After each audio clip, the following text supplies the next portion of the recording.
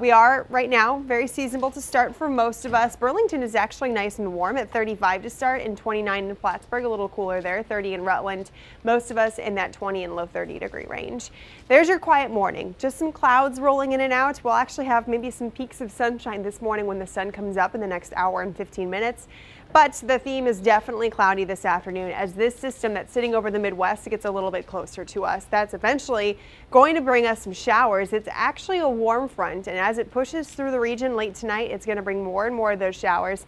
And eventually right behind it is a cold front, which will bring us more rain for tomorrow. So enjoy the quiet morning. I would say get your outside stuff done as early in the day as possible. We're in the 30s to start. By noontime, though, we're jumping up into the mid 40s, and that's where we will end up, mid and upper 40s by 3 or 4 o'clock.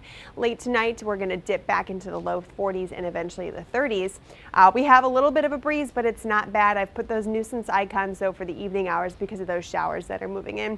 Around commute time, maybe slightly before that, some scattered showers are going to start to creep in. Not anything too bad, maybe some damp roads and things like that for the evening commute, but tomorrow I think it's going to be a lot worse. In fact, overnight tonight, periods and kind of pulses of that heavy rain are going to fall, and then maybe some breaks by tomorrow morning.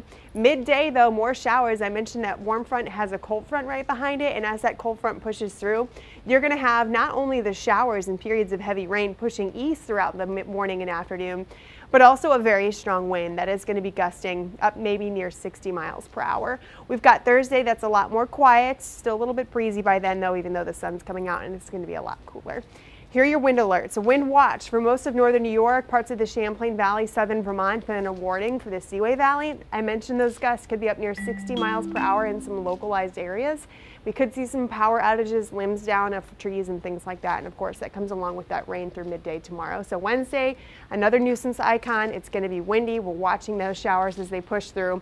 Thursday, cooler, but we'll have the sun back out before more rain and snow on Friday with another system, followed by cooler weather for the weekend.